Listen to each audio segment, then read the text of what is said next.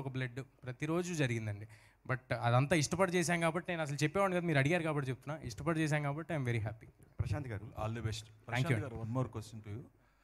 అయితే ఇక్కడ సార్ ఇప్పుడు ఆది పురుష్ గ్రాఫిక్స్ కంపారిజన్ ఇవన్నీ వస్తున్నాయి. అయితే నేనేమంటా అంటే ఆది పురుష్ గ్రాఫిక్స్ అయినా ఏ సినిమా గ్రాఫిక్స్ అయినా ఫ్రేమ్ క్వాలిటీ, రియలిస్టిక్ క్వాలిటీ గురించి మాట్లాడట్లేదు. అది ఆ స్టేజ్ దాటేస్తాం మనం. అందరూ రియలిజం బాగా చూపిస్తున్నారు ఈ మధ్యన.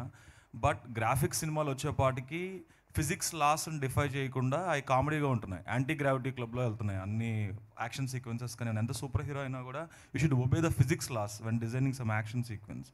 సో మీరు అలాంటి కేర్ ఎంతవరకు తీసుకున్నారు ఈ సినిమాలో? అంటే ఒక ఊడని వేసి ఒక హెలికాప్టర్ని లాగడం అనేది అఫ్కోర్స్ హీరోని బలవంతుడిగా చూపించినప్పుడు, పవర్ వచ్చినప్పుడు దట్స్ పాసిబుల్. బట్ స్టిల్ ఊడనేసి హెలికాప్టర్ని లాగడం అనే దాంట్లో ఒక సైన్స్ తాలూకు బిలీవబిలిటీ కూడా ఉండాలన్నమాట. Otherwise it won't work. What ever wind power, ఆయన పవర్ అన్నీ బిలీవబుల్గా అనిపించాలి మనకి. అనిపించడానికి ఏం హోంవర్క్ చేశారు మీరు? సార్ మీరు చెప్పేది 100% రైట్. ఈ సినిమా ఆ సీక్వెన్స్లో కూడా తేజ చాలా సింపుల్గా వేసి ఇలా లాగాడు. So there is a lot of effort.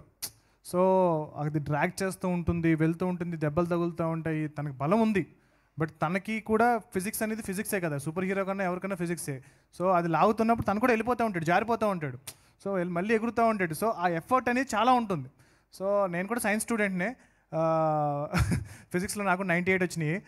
So డెఫినెట్గా ఎంత తెలుగు సినిమా స్టాండర్డ్కి చూస్తే కనుక తెలుగు సినిమా ఫిజిక్స్ కన్నా బెటర్ ఫిజిక్సే చేశాను సార్.